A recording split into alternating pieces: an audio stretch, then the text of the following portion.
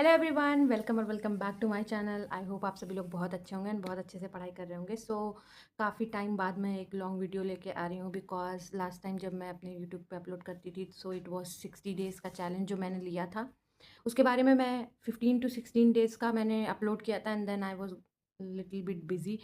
तो मैं पढ़ रही थी side by side, but upload करने का टाइम नहीं मिला। बट ये वीडियो होने वाली है अबाउट समथिंग एल्स। वो चीज़ें जो 60 डेज़ का है वो कंटिन्यू शॉर्ट्स में आपको दिखती रहेंगी अगले दिन से। बट ये वीडियो स्पेसिफिकली होने वाली है अबाउट मेरे फिक्स्ड एंड फाइनल सोर्सेस की, कहाँ से अब जो बचे हुए दिन हैं, कहाँ से मैं कौन सी चीज़ों का रिविज़न कर रही हूँ। देखो, अभी इस पॉइंट पे ये कहना कि किसी का कोई सिलेबस ही नहीं कंप्लीट है या कुछ भी, तो ये थोड़ा वेग हो जाएगा। तो कुछ ना कुछ सबका ही सिलेबस कंप्लीट हो गया होगा और सब लोग कुछ ना कुछ मॉक टेस्ट दे रहे होंगे एंड फुल मॉक अटेम्प्ट करने लगे होंगे, सारी चीज़ें हैं।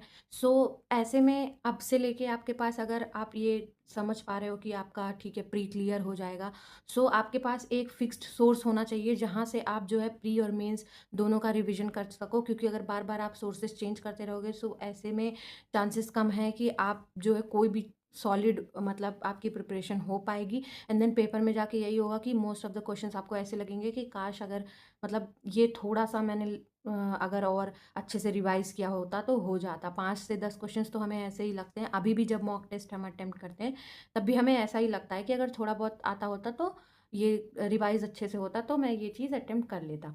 सो इस वीडियो में मैं बताऊंगी पूरे फिक्स्ड अपने सोर्सेज। सो अगर आपके अभी तक ऐसे कोई फिक्स सोर्सेज नहीं है तो आप भी अपने हिसाब से सोर्सेज जो हैं वो फिक्स कर लो। सबसे पहले बात करते हैं सेक्शनल टाइमिंग के बाद सारे सब्जेक्ट्स का वेटेज तो ऑलरेडी इक्वल होता ही था, बट अब टाइम भी सारे सब्जेक्ट्स को इक्वल मिलने वाले हैं।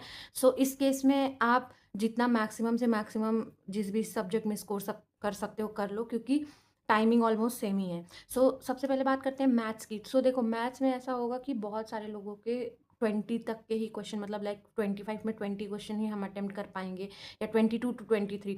इस केस में अब जीएस की जो इंपॉर्टेंस है वो और भी ज़्यादा बढ़ जाती है, क्योंकि जीएस में आपको 15 मिनट मिलेंगे। जो चीज़ की प्रैक्टिस आपने 5 से 6 मिनट की थी, उसके लिए आपको 15 मिनट मिलेंगे। ऐसे में आपको अगर क्वेश्चन नहीं आएंगे तो आपको वो टाइम यूजलेस बिताना पड़ेगा, या तो आपको तुक्के मारने पड़ेंगे।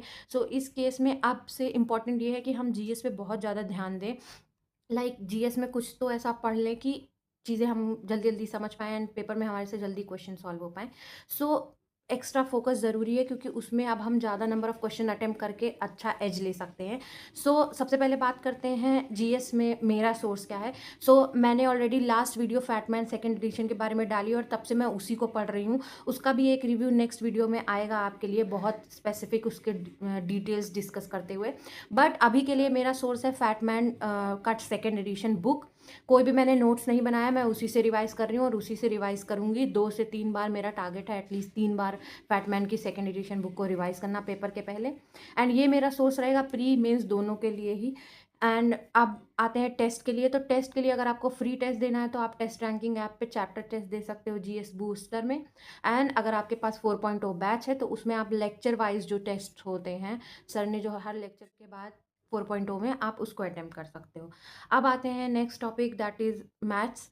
मैथ्स में मैं मैथ्स मेनिया सर का जो प्लेलिस्ट बनी हुई है एडवांस की, जो भी है टॉपिक वाइज मैंने अपने टारगेट बना लिए। मैंने अपने वीक वीक सब्जेक्ट्स, मतलब वीक चैप्टर्स नोट डाउन कर लिए हैं एंड देन उसके बाद थोड़े एवरेज एंड देन स्ट्रॉन्ग।